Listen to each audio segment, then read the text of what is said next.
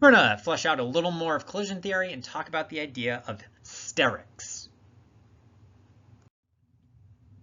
So the idea of sterics is the recognition that molecules are three-dimensional objects with shapes. And so when molecules are going to be colliding, they need to collide with the correct orientation. Okay? So if we write a chemical reaction, for example, ammonia, NH3, plus water, H2O, gives you ammonium cation and hydroxide. So you take two molecules, they could react, and they could become two polyatomic ions. Well, when we write that chemical formula, we just would say like, well, we can see that one of these hydrogens, right, it was like two hydrogens here, it's only one hydrogen here, so that hydrogen's going to go over to here and it's going to attach on. So we can count the change, or we can observe what the change of the chemical formulas is.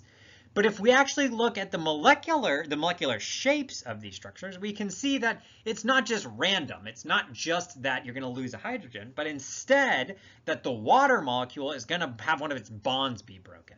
The bond connecting the hydrogen to, say, the oxygen is going to break. And at the same time, a hydrogen is going to form a bond with a nitrogen atom. Okay, so one bond in one of the molecules, reactant molecules, is going to break, and you need to form a new bond in one of the product molecules.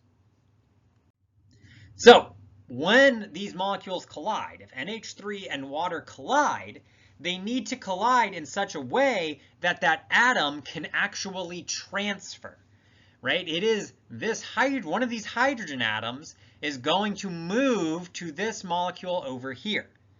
So when the collision happens, if, say, this ammonia molecule collides such that the nitrogen hits the oxygen, that's not going to drive the chemical reaction. You are not trying to form, you're not going to form a new bond between the nitrogen and oxygen. You could, but that's a different chemical process.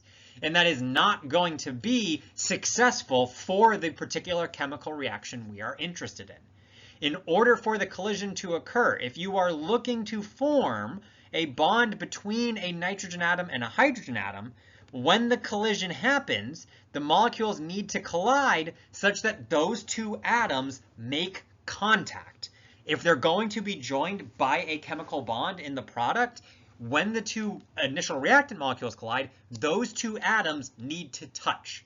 So this is this idea that the molecules not only need to collide, but they need to collide successfully. These sterics have to be maintained. They have to collide in a in an orientation that is conducive to the actual reaction that you care about happening. In this case, forming a new nitrogen-hydrogen bond.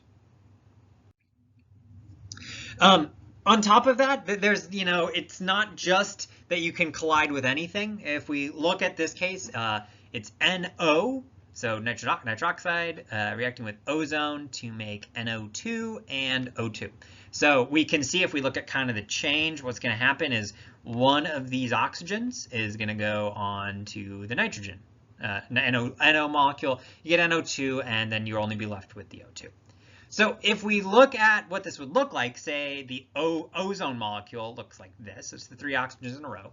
The bigger blue sphere is the nitrogen. And so we'd imagine the nitrogen is going to form a bond with one of those oxygen atoms. But the thing is, if we think about colliding, if it were to collide with this central oxygen atom, that's not likely to be a successful reaction because it's trying to form a bond with only one oxygen atom. And that is in the middle of this molecule, right? You'd be taking an atom out of the middle of the molecule.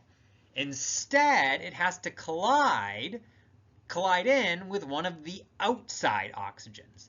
So you can think it's not just that the nitrogen needs to form a new bond to the oxygen, but that oxygen atom that was in the O3 molecule needs to be removed from the O3 molecule. So in this case, you would just be breaking this bond right here, removing the oxygen off of the end of the molecule.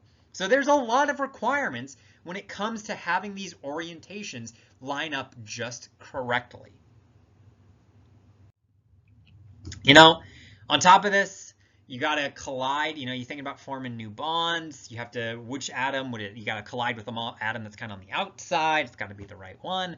The molecules also have to have the kind of right trajectory to come in. So if you look, we got the two big blue molecules that are colliding with the two red, and basically they're just going to trade partners and become mixed molecules. And so in this case, if they collided just like perfectly head on, they hit each other perfectly, that would lead to a transition, and they'd move. But if, say, they were kind of, in this case, you can see those black arrows are showing that these molecules are kind of spinning around. They're spinning around, and in this case, they just kind of glance off of each other. They just kind of spin off. So not only do the right atoms have to touch each other, but the molecules have to kind of collide head on. They can't hit glancing blows. They can't hit kind of askew or off to the side. They really do need to collide just right. It's really hard for these molecules to collide with the correct orientation. Good thing, when we look at these things, it can kind of show it is, it is a 1 in a billion chance that these molecules are going to collide in the correct orientation. But one of the things we have to remember is that, if you're dealing with like a mole of molecules, you have sextillions of molecules. You have billions of molecules.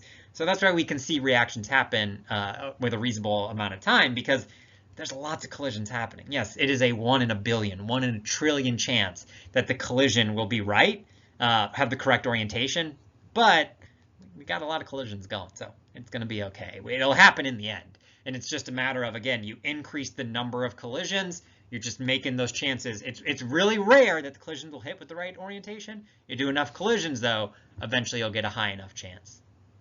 And you'll hit that chance of having the right orientation. All right, another video down. Still looking for questions on participation 2-3. Got a couple of videos left. I'll see you in the next one.